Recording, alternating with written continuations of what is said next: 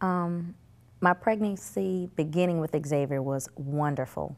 Xavier was a surprise, and when we found out I was pregnant, I was very elated.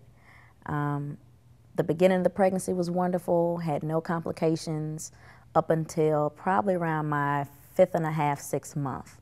And all of a sudden, I started gaining weight, was nauseated, wasn't able to sleep at night, and had found out that I had severe preeclampsia. Admitted myself into the hospital. It was on a Friday night, and that Sunday I delivered. And he was born at 1 pound, 11 ounces. And at first when Xavier was born, I thought, well, oh, maybe I had maybe a 3-4 pound baby. And when my husband came in and said, no, he was 1 pound, 11 ounces, the first thing I said was, is he still alive? Because I'd never heard of a 1 pound baby. You know, when you think preemie, you think maybe 5-6 pounds. And the first time I saw him, it was gorgeous. It's like God had sent a little angel to me. And he was no larger than a large baking potato, if that big. And he was the most beautiful thing I had ever seen. This is actually one of the diapers that he was in when he was first born, and they actually had to fold it on him. That's just how small he was. And as you can see, it's very, very tiny. And I remember one of the nurses came in and she said, well, you can change him if you want to, but I was so scared because he had tubes, you know, coming from everywhere. And he had a little pacifier that was just too adorable. And I remember it covered his whole face. It covered from his nose all the way down to his chin, and that's how small he was. And of course his little footprints, which were amazing to me, as you can see how small they were, almost the size of one of those little newborn doll babies. It was just incredible. Some of the physical challenges that Xavier had to go through during his prematurity, they had to constantly put him on a heart monitor to make sure that his heart was developing like it should have, make sure that all his valves were working and that his heart had closed up like it was supposed to. He'd had an issue with some gastrointestinal problems where he had ended up having a bilateral inguinal hernia repair, and he'd had that done at 3 months old. And in addition to that, he also had an umbilical hernia removal because his umbilical cord was about the size of my thumb. And they ended up repairing that, and he came out like a trooper, had all of it done in one day, and he did very well during that time.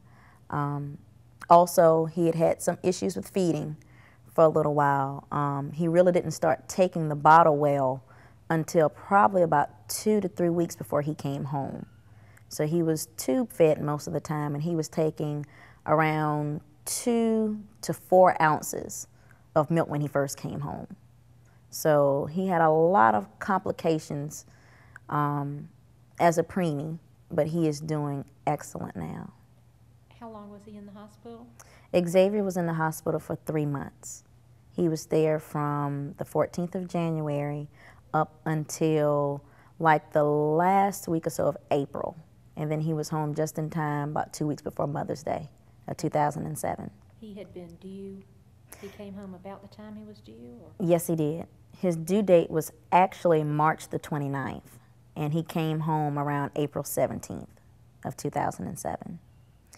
As a first-time mom, it was very difficult for me to watch Xavier go through what he went through while he was in the hospital, because being so young, it was my first child, I was 25, and the first thing I thought was, oh, what a wonderful pregnancy, no problems, everything's gonna be fine. And then at the drop of a hat, someone tells you, oh, you're 5.5, 6 months pregnant, you're gonna have your baby tonight. And I said, that's impossible. And you never think of the what ifs. And in Xavier's case, he was the what if. And it was very difficult for both myself and my husband to deal with working full time, coming home, having to go to the hospital till 10, 11 o'clock at night. And actually leaving him there, that was the hardest thing, was actually leaving Xavier there at the hospital and wondering whether he's getting the kind of care that he would have gotten if he'd come home.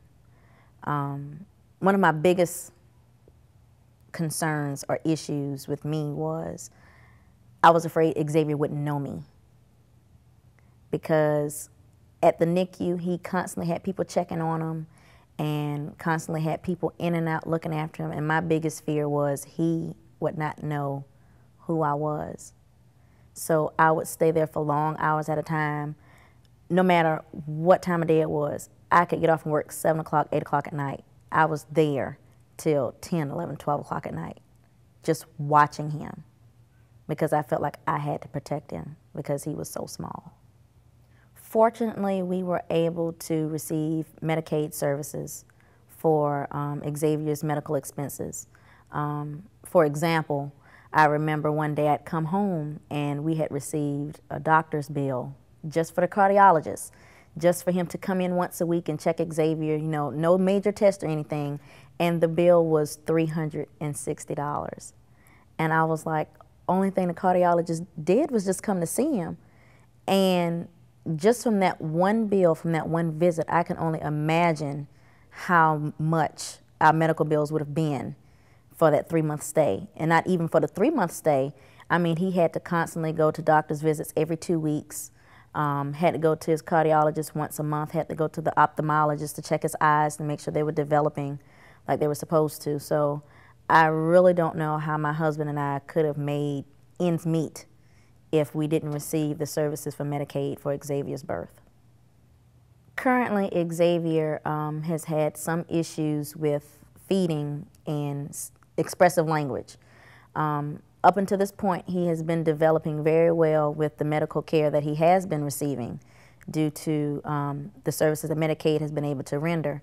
And he, from the time he was about 9 or 10 months old, he was receiving services through Bright Start, which is a wonderful program that they have here in the Columbia area to help children of Xavier's caliber reach their milestones. And they were also gracious enough to help us find speech therapy and occupational therapy, which is helping Xavier now with his speech, his feeding, and expressive language.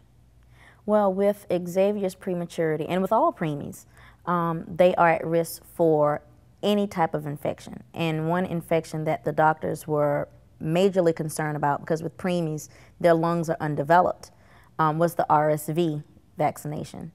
And really, it was not an option. It was something that had to be done in order to ensure that Xavier would live through his first year. And with the RSV shot, it helps to strengthen the lungs, because RSV is a respiratory infection. It's almost like the common cold and the flu, except for it could be deadly to preemies.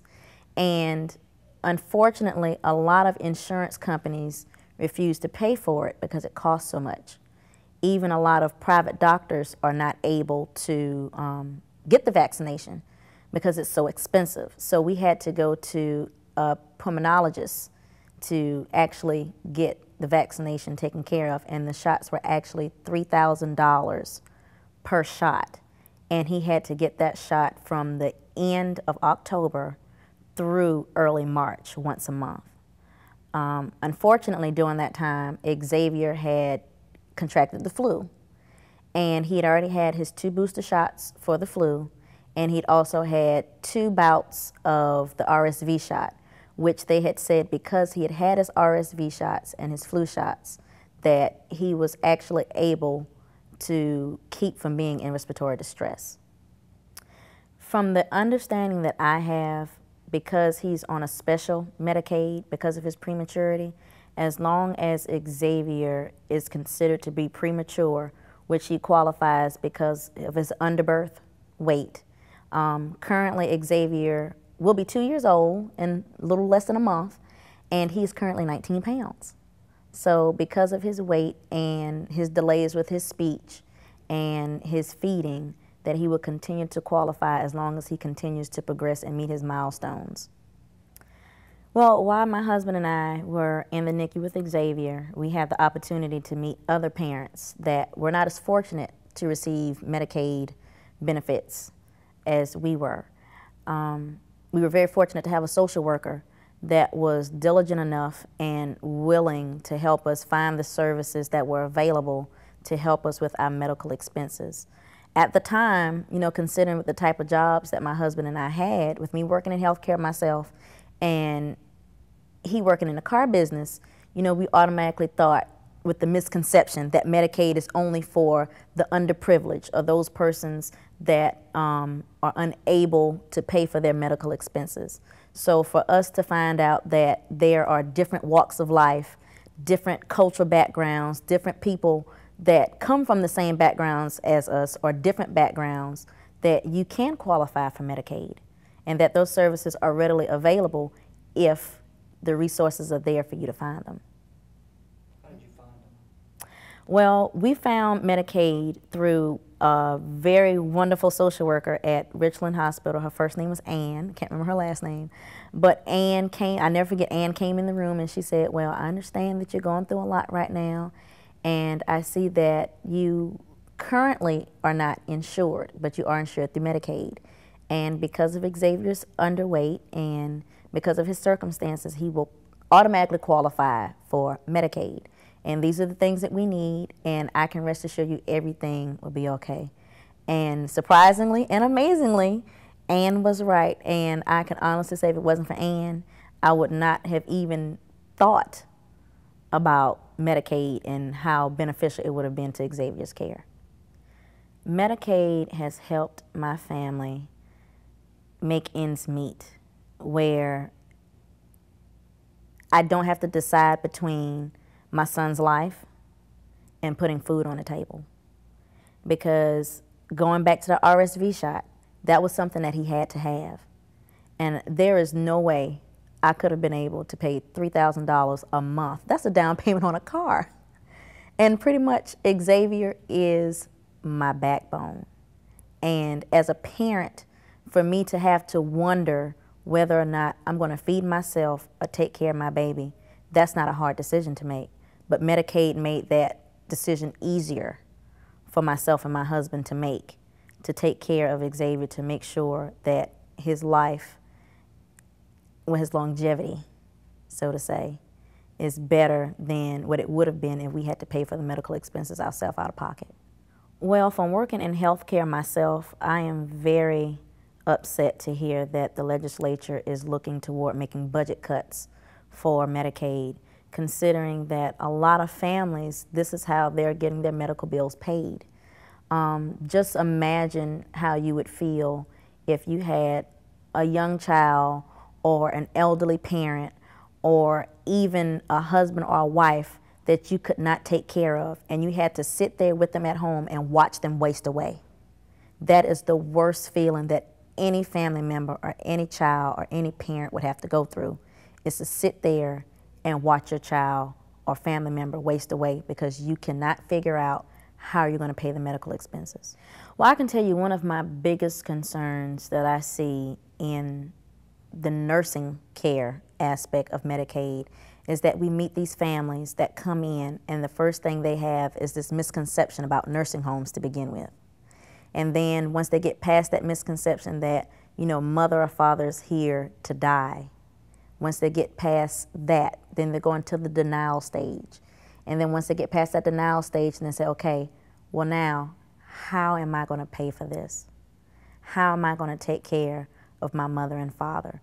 Because I don't know about you, when my parents were growing up, my mom remembered when my grandmother had Alzheimer's. And my grandmother took care of my great-grandmother. But in this day and age, you can't do that because we have to work, we have to provide for our families. So Medicaid has helped a lot of families be able to find proper placement for their family members in long-term care. If I had the opportunity to speak to one of the legislatures about the Medicaid cuts, I would have to bring in pictures of people from different walks of life. I would have to bring in pictures of how graphic medical expenses can be by showing him or her someone that has tubes coming out of their body, or showing them how Xavier is doing now and what it would have been like for someone that wasn't able to receive those services or was blessed to receive those services as we were, and what their family has to go through and the grief they have to go through because of the loss of a loved one because they couldn't pay the medical expense. You can only imagine, just think if you had the option of saving someone's life by giving them something as simple as a feeding tube, or something as simple as putting them on a respirator just long enough for some kind of organ transplant, but the family couldn't afford it, so they had to pull the plug. Do you really want to be the person that decides whether someone dies or lives? I'll vote with you. One thing about Xavier, he is one of those 1 in a million children. His doctor had seen him several times throughout his prematurity time, and she has been amazed at how well Xavier has been doing for his prematurity. He actually started walking 3 weeks after his first birthday, which she had said most preemies probably of his size and age usually don't walk until maybe their 16th or 17th month. And he was walking by his 13th month, which rounded about he would have been about 10 months old if it was his corrected age. And he has been doing well. He's running, really running.